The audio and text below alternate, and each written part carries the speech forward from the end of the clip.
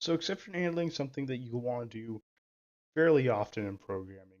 It allows you to make sure that when your user gives you some input or maybe something goes on in your system that will give you an error because some assumption is no longer met, that you can gracefully handle that problem and solve it rather than crashing the program. A very simple and kind of tried and true example of these kinds of exceptions you may encounter is a simple division by zero. So if you've ever made a simple calculator program, probably like one of the first things you'd make in an intro to programming class, you may have tried 1 over 0. What you'll usually get is a red message like this to appear, especially when you're actually running the program and trying it for real. This message tells us, hey, there was an issue. It was at line 1. It was the line that said 1 divided by 0, and it gave us a 0 division error, division by 0.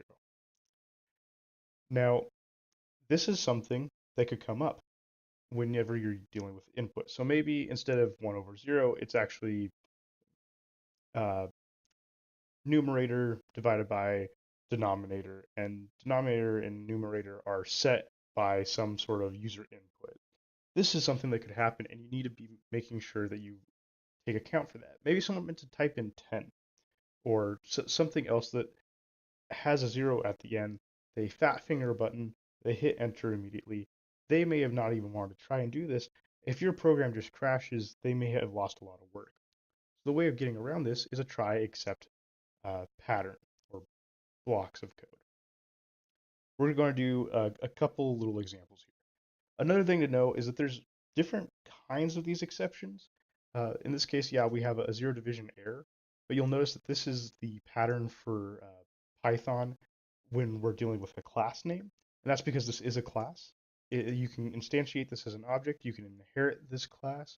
You can use it in like a whole hierarchy of zero division error classes. And there's also other ones similar to this. You have a whole host of these errors. So we also have a file not found error, which is another similar one you might find a lot. This will arise if you're trying to open a file that doesn't exist. So let's say we want to read from it. It's going to say, hey, file not found error. There's no such file or directory ASDF. So those are some of the basic ones that you'll be looking out for. Again, there's a whole host of these. You can find them in the Python documentation. There's more to go over than we have time. So let's actually make a small example, show how to use these, and go over some of the problems that can still occur when you're doing this, and how to resolve those as well. So it's pretty simple. It's the same pattern for any type of block, like an if statement or a loop. We're going to do try colon enter, and then we're going to indent our next block. Here I'm just going to make a value x equals 5, y equals 0, and then I'm going to say z equals x over y. Now this will generate a division by 0 error. We know that from what we did above. So what we're going to do is accept that. We're going to say accept, and we can say accept and then say, hey, print, there was a problem.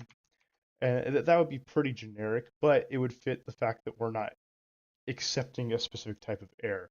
If we write accept here, regardless of the error, if something else happened, like for some reason this gives us a file not found error, it should never do that, but if it did, this exception would actually also handle that. So this would be if we were trying to handle just any generic exception, not a specific one. That's usually poor form and not what you actually want to do. Typically, you want to accept very specific errors so that you can handle them and make a resolution proper to what that error entails. And usually your errors aren't going to have the same remedy.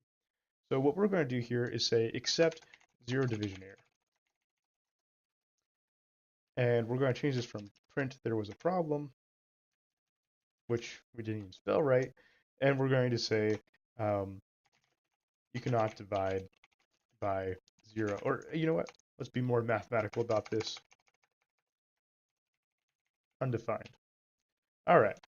So what if this route made some other error, right? Like what if we do this and there is a file not found exception, or we change something later We haven't done that yet, but we know eventually there's going to be something that has to do with file and input.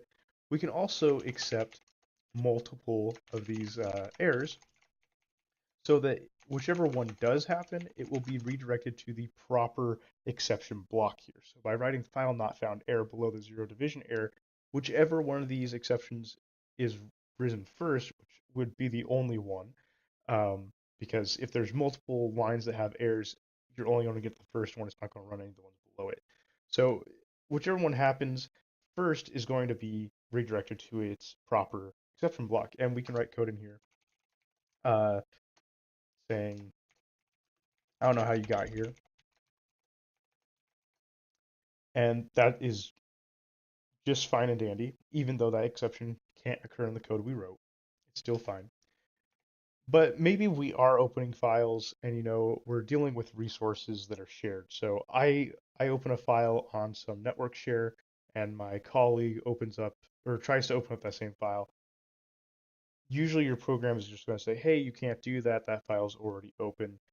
Please try some other time. And then maybe they'll send you like a Slack message and say, hey, can you get off here soon so I can do something?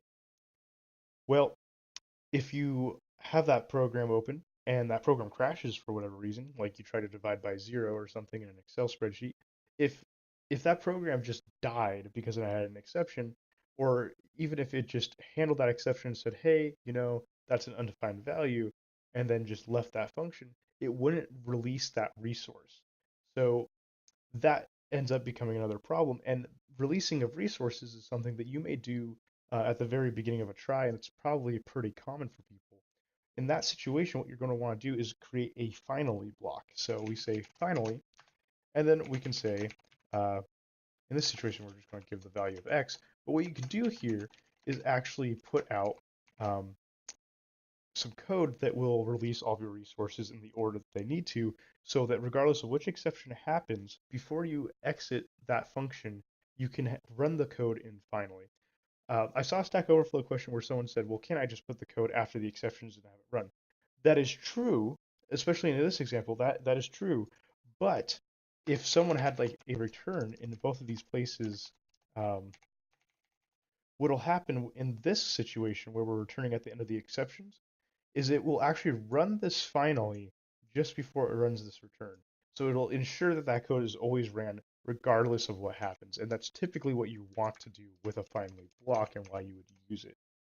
So this can be a fairly useful pattern to use, especially when you're dealing with resources that could end up in deadlock, or there's some sort of mutual exclusion that you want to maintain, and you want to make sure that those files have their proper integrity.